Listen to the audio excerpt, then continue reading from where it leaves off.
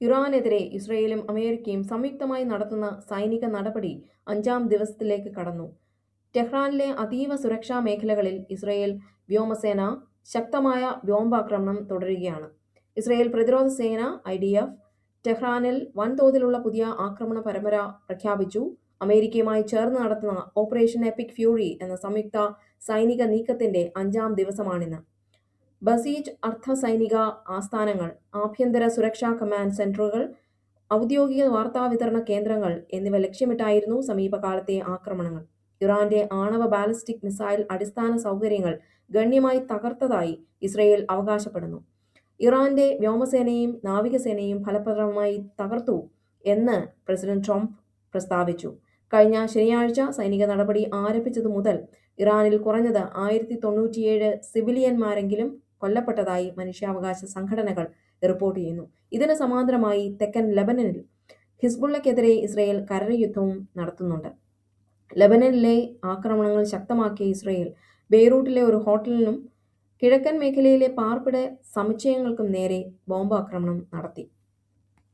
ചൊവ്വാഴ്ച രാത്രി വൈകി ദുബായിലെ US കോൺസുലേറ്റിലുണ്ടായ ഡ്രോൺ ആക്രമണം അവിടെ തീപിടുത്തത്തിന് കാരണമായി. കൂടാതെ ഖത്തറിലെ US താവളത്തിൽ ഇറാന്റെ മിസൈൽ പതിച്ചതായും റിപ്പോർട്ടുകളുണ്ട്.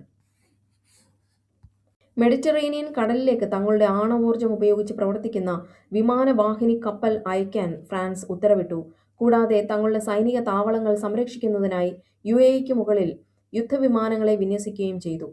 സൈപ്രസിലെ ബ്രിട്ടീഷ് താവളത്തിന് നേരെ ഡ്രോൺ ആക്രമണം ഉണ്ടായതിനെ തുടർന്ന് ബ്രിട്ടനും മറ്റ് യൂറോപ്യൻ സഖ്യകക്ഷികളും യുദ്ധക്കപ്പലുകളും വ്യോമ പ്രതിരോധ സംവിധാനങ്ങളും അവിടേക്ക് അയച്ചുകൊണ്ടിരിക്കുകയാണ്. ഹോർമുസ് കടലിടുക്കിൽ എണ്ണക്കപ്പലുകളെ ലക്ഷ്യമിടാൻ സ്ഫോടക വസ്തുക്കൾ നിറച്ച ഡ്രോൺ ബോട്ടുകളാണ് ഇറാൻ ഉപയോഗിക്കുന്നത്. ആവശ്യമെങ്കിൽ എണ്ണക്കപ്പലുകൾക്ക് US നാവികസേന അകമ്പടി നൽകുമെന്ന് പ്രസിഡന്റ് ട്രംപ് പ്രഖ്യാപിച്ചു. ഇറാന്റെ കാര്യത്തിൽ US സെക്യൂരിറ്റി കൗൺസിൽ സ്വീകരിച്ചിട്ടുള്ള നിലപാടുകൾക്കെതിരെ റഷ്യയും ചൈനയും ഔദ്യോഗികമായി തങ്ങളുടെ എതിർപ്പ് രേഖപ്പെടുത്തി. ഇറാന്റെ കാര്യത്തിൽ British prime minister Keir Starmer കാണിക്കുന്നത് ചടുലമായ തീരുമാനങ്ങളല്ലെന്നും മറിച്ച് ഭീരുത്വമാണെന്നും പ്രസിഡന്റ് ട്രംപ്. ഇറാൻ യുദ്ധതന്ത്രത്തിനെപ്പറ്റി പ്രസിഡന്റ് ട്രംപും പ്രധാനമന്ത്രി കെയർ സ്റ്റാർമറും തമ്മിലുള്ള അസ്വാരസ്യങ്ങൾ വർദ്ധിച്ചു വരികയാണ്.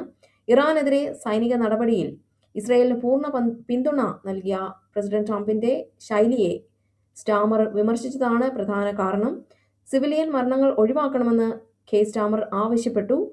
കെയർ സ്റ്റാർമറിനെ ദുർബലൻ എന്ന് പ്രസിഡന്റ് ട്രംപ് വിശേഷിപ്പിച്ചതായും UK ഇത്തരം കാര്യങ്ങളിൽ ഇടപെടേണ്ടതില്ലെന്ന് പറഞ്ഞതായും റിപ്പോർട്ടുകളുണ്ട്.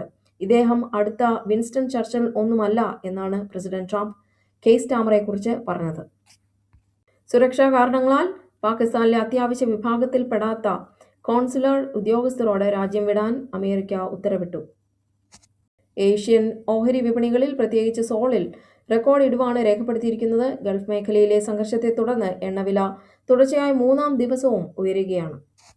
ക്രിക്കറ്റിൽ ഇന്ന് നടക്കുന്ന T20 ലോകകപ്പ് സെമി ഫൈനലിൽ ദക്ഷിണാഫ്രിക്ക ന്യൂസിലൻഡിനെ നേരിടും. ലോകകപ്പ് തുടങ്ങാൻ 100 ദിവസത്തിൽ താഴെ മാത്രം ബാക്കി നിൽക്കെ വിമാന സർവീസുകളുടെ റദ്ദാക്കലും വ്യോമപാതകൾ അടച്ചതും ടീമുകളുടെയും ആരാധകരുടെയും യാത്രയെ സങ്കീർണമാക്കുന്നു. യുദ്ധ സാഹചര്യത്തിൽ ഇറാന്റെ ദേശീയ ടീമിനെ ടൂർണമെന്റിൽ പങ്കെടുപ്പിക്കുന്നത് സംബന്ധിച്ച് ഫിഫ കടുത്ത സമ്മർദ്ദത്തിലാണ്. ഇറാനെ സസ്പെൻഡ് ചെയ്യണമെന്ന് ചില രാജ്യങ്ങൾ ആവശ്യപ്പെടുന്നുണ്ട്. ലോകകപ്പ് മത്സരങ്ങൾ നേരിട്ട് കാണാൻ ടിക്കറ്റ് ബുക്ക് ചെയ്ത പലരും യാത്ര പിൻവലിക്കാൻ ആലോചിക്കുന്നു. 2026 ഫിഫ ലോകകപ്പ് ജൂൺ 11 മുതൽ ജൂലൈ 19 വരെ അമേരിക്ക, മെക്സിക്കോ, കാനഡ എന്നീ 3 രാജ്യങ്ങളിലായി 16 നഗരങ്ങളിലെ സ്റ്റേഡിയങ്ങളിലാണ് നടക്കുന്നത്. മെക്സിക്കോ സിറ്റിയിലെ ചരിത്രപ്രധാനമായ എസ്റ്റാഡിയോ ആസ്ടെക്കയിലാണ് ഉദ്ഘാടന മത്സരം നടക്കുന്നത്. ഈ ടൂർണമെന്റിൽ 48 ടീമുകൾ പങ്കെടുക്കും. 39 ദിവസങ്ങളിലായി ആകെ 104 മത്സരങ്ങളാണ് അരങ്ങേറുന്നത്. ഇന്ന് ഇറാന്റെ IRIS ദേന എന്ന യുദ്ധക്കപ്പൽ ശ്രീലങ്കയിലെ ഗാലെ തീരത്തിന് സമീപം മുങ്ങി. കപ്പലിലുണ്ടായിരുന്ന 180 ജീവനക്കാരിൽ ഭൂരിഭാഗം പേരെയും കാണാതായതായും വൻ നാശനഷ്ടങ്ങൾ സംഭവിച്ചതായും റിപ്പോർട്ടുകളുണ്ട്. കപ്പൽ മുങ്ങുന്നതിനിടെ കടലിൽ വീണ 32 പേരെ ശ്രീലങ്കൻ നാവികസേന രക്ഷപ്പെടുത്തി ഗാലയിലെ കരാപിറ്റിയ ആശുപത്രിയിൽ പ്രവേശിപ്പിച്ചു. രക്ഷപ്പെട്ടവരിൽ പലരും ഗുരുതരാവസ്ഥയിലാണ്. ഒരു അജ്ഞാത സബ്മറൈൻ നടത്തിയ ആക്രമണമാണ് കപ്പൽ മുങ്ങാൻ കാരണമെന്ന് റിപ്പോർട്ടുകൾ സൂചിപ്പിക്കുന്നുണ്ടെങ്കിലും ശ്രീലങ്കൻ നാവികസേന ഇത് ഔദ്യോഗികമായി സ്ഥിരീകരിച്ചിട്ടില്ല. ഏകദേശം 101ഓളം പേരെ കാണാതായതായി ചില മാധ്യമങ്ങൾ റിപ്പോർട്ട് ചെയ്യുന്നുണ്ടെങ്കിലും കൃത്യമായ എണ്ണം ഇപ്പോഴും വ്യക്തമല്ല. തിരച്ചിൽ ഇപ്പോഴും തുടരുകയാണ്. അമേരിക്കയും ഇസ്രയേലും ഇറാനെതിരെ നടത്തുന്ന സംയുക്ത സൈനിക നീക്കത്തിന്റെ 5ാം ദിവസമാണ് ഈ സംഭവം നടന്നത്. അടുത്തിടെ ഇന്ത്യയിൽ നടന്ന നാവിക അഭ്യാസത്തിൽ പങ്കെടുത്ത ശേഷം മടങ്ങുകയായിരുന്നു ഈ കപ്പൽ. ഇറാനിലെ നിലവിലെ ഭരണകൂടത്തെ അട്ടിമറിക്കുന്നതിനായി രാജ്യത്തെ കുർദ് വംശജരെയും കുർദിസ്ഥാനിൽ ഫ്രീ ലൈഫ് പാർട്ടി പോലുള്ള സായുധ ഗ്രൂപ്പുകളെയും അമേരിക്കൻ രഹസ്യാന്വേഷണ ഏജൻസിയായ CIA പ്രോത്സാഹിപ്പിക്കുന്നതായി ആരോപണമുണ്ട്. ഇറാനിൽ കുറച്ചുകാലമായി നിലനിൽക്കുന്ന സർക്കാർ വിരുദ്ധ പ്രക്ഷോഭങ്ങൾക്ക് കുർദിഷ് ഗ്രൂപ്പുകൾ നൽകുന്ന പിന്തുണയെ സാമ്പത്തികമായും സൈനികമായും ശക്തിപ്പെടുത്തുകയാണ് CIAയുടെ ലക്ഷ്യമെന്ന് കരുതപ്പെടുന്നു. കുർദ് വിഭാഗങ്ങളെ ആയുധമണിയിക്കുന്നത് ഇറാനെ മാത്രമല്ല, അയൽ രാജ്യങ്ങളായ ഇറാഖ്, തുർക്കി എന്നിവിടങ്ങളെയും സുരക്ഷയെ ബാധിക്കുന്നതിനാൽ ഈ നീക്കം വലിയ നയതന്ത്ര ചർച്ചകൾക്ക് വഴിമാറിയിട്ടുണ്ട്. തങ്ങളുടെ രാജ്യത്തെ വിഭജിക്കാനും സമാധാനം തകർക്കാനും അമേരിക്ക കുർദ് വിഘടനവാദികളെ ഉപയോഗിക്കുന്നുവെന്ന് ഇറാൻ ഭരണകൂടം പലതവണ ഔദ്യോഗികമായി ആരോപിച്ചിട്ടുണ്ട്. ഇറാഖിന്റെ വടക്കൻ മേഖലയിലുള്ള കുർദിഷ് വിഘടനവാദി ഗ്രൂപ്പുകളുടെ താവളങ്ങൾ ലക്ഷ്യമിട്ട് ഇറാൻ വൻതോതിലുള്ള മിസൈൽ, ഡ്രോൺ ആക്രമണങ്ങൾ നടത്തി തങ്ങളുടെ രാജ്യത്ത് അസ്ഥിരതയുണ്ടാക്കാൻ ശ്രമിക്കുന്ന ഭീകരവാദികളെ നശിപ്പിക്കാനാണ് ഈ നീക്കമെന്ന് ഇറാൻ അവകാശപ്പെട്ടു. ഇറാൻ-ഇസ്രയേൽ യുദ്ധം കാരണം 1600-ലധികം വിമാനങ്ങൾ റദ്ദാക്കി. ഗൾഫിൽ കുടുങ്ങിയ ഇന്ത്യക്കാരെ നാട്ടിലെത്തിക്കാൻ ഇൻഡിഗോയും എയർ ഇന്ത്യയും ഇന്ന് 58 പ്രത്യേക സർവീസുകൾ നടത്തുന്നുണ്ട്. ഇന്ത്യയിൽ നിലവിൽ 50 ദിവസത്തേക്കുള്ള ഇന്ധന ശേഖരം ഉണ്ടെന്ന് സർക്കാർ വൃത്തങ്ങൾ അറിയിച്ചു.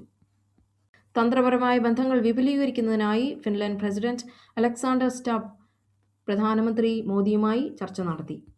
നിതീഷ് കുമാർ മുഖ്യമന്ത്രി സ്ഥാനം രാജിവെച്ചേക്കുമെന്നും അദ്ദേഹത്തിന്റെ മകൻ ഉപമുഖ്യമന്ത്രിയാകാൻ സാധ്യതയുണ്ടെന്നും റിപ്പോർട്ടുകൾ സൂചിപ്പിക്കുന്നു. അയത്തുള്ള അലി ഖമനയെ കൊല്ലപ്പെട്ടതിനെ തുടർന്ന് ജമ്മു കശ്മീരിൽ പ്രതിഷേധം തുടരുന്നു. വിദ്യാലയങ്ങൾക്കും കോളേജുകൾക്കും അവധി പ്രഖ്യാപിച്ചു. തെറ്റായ വിവരങ്ങൾ പ്രചരിപ്പിച്ചതിന് ശ്രീനഗർ MP ആഗാ സയ്യദ് റൂഹുല്ല മെഹ്ദിക്കെതിരെ പോലീസ് കേസെടുത്തു. ഹോർമൂസ് കടലിടുക്ക് ഇറാൻ അടച്ചുപൂട്ടിയ സാഹചര്യത്തിൽ സൗദി അറേബ്യയും യുണൈറ്റഡ് അറബ് എമിറേറ്റ്സും തങ്ങളുടെ എണ്ണ കയറ്റുമതിക്കായി പ്രധാനമായും ആശ്രയിക്കുന്ന ബദൽ മാർഗങ്ങൾ ഇവയാണെന്ന് പറയപ്പെടുന്നു. ഒന്നാമത്തെ റൂട്ട് എന്ന് പറയുന്നത് സൗദി അറേബ്യയുടെയാണ്. Saudi Arabia east west pipe line. ഇത് പേർഷ്യൻ ഗൾഫിലെ അബ്ഖായ്ക്കിൽ നിന്ന് ആരംഭിച്ച് ചെങ്കടൽ തീരത്തെ യാംബു തുറമുഖം വരെ നീളുന്ന ഏകദേശം 1200 കിലോമീറ്റർ ദൂരമുള്ള പൈപ്പ് ലൈനാണിത്. ഹോർമൂസ് കടലിടുക്ക് ഒഴിവാക്കി എണ്ണ നേരിട്ട് ചെങ്കടലിൽ എത്തിക്കാൻ സാധിക്കുന്നു. നിലവിൽ പ്രതിദിനം 5 മില്യൺ ബാരലിലധികം എണ്ണ ഇതിലൂടെ കൊണ്ടുപോകാൻ സാധിക്കും. UAEയുടെ കാര്യമെടുത്താൽ അവരുടെ പൈപ്പ് ലൈൻ എന്ന് പറയുന്നത് Abu Dhabi crude oil pipe line. ഇതിന്റെ റൂട്ട് അബുദാബിയിലെ ഹബ്ഷാൻ പാടങ്ങളിൽ നിന്ന് ആരംഭിച്ച് ഒമാൻ ഉൾക്കടലിന്റെ തീരത്തുള്ള ഫുജൈറ തുറമുഖം വരെയാണ് ഈ പൈപ്പ് ലൈൻ. ഹോർമസ് കടലിടുക്കിന് പുറത്തുള്ള ഫുജൈറയിൽ എണ്ണ എത്തിക്കുന്നതിലൂടെ ഇറാൻ ഭീഷണിയില്ലാതെ അന്താരാഷ്ട്ര വിപണിയിലേക്ക് എണ്ണ കയറ്റി അയക്കാൻ UAEക്ക് സാധിക്കുന്നു. പ്രതിദിനം 1.5 മില്യൺ ബാരൽ എണ്ണ ഇതിലൂടെ നീക്കം ചെയ്യാൻ സാധിക്കും. ഒമാൻ വഴിയുള്ള പുതിയ പൈപ്പ് ലൈൻ പദ്ധതികളെക്കുറിച്ചും റെയിൽവേ ശൃംഖലകളെക്കുറിച്ചും സൗദിയും ഒമാനും ചർച്ചകൾ നടത്തിവരുന്നു. യാംബുവിനും ഫുജൈറയ്ക്കും പുറമെ ഈജിപ്തിലെ സുമാദ് പൈപ്പ് ലൈനിലും മറ്റ് വിദേശ രാജ്യങ്ങളിലും സൗദി വലിയ തോതിൽ എണ്ണ സംഭരിച്ചു വയ്ക്കുന്നുണ്ട് എന്നാണ് പറയപ്പെടുന്നത്.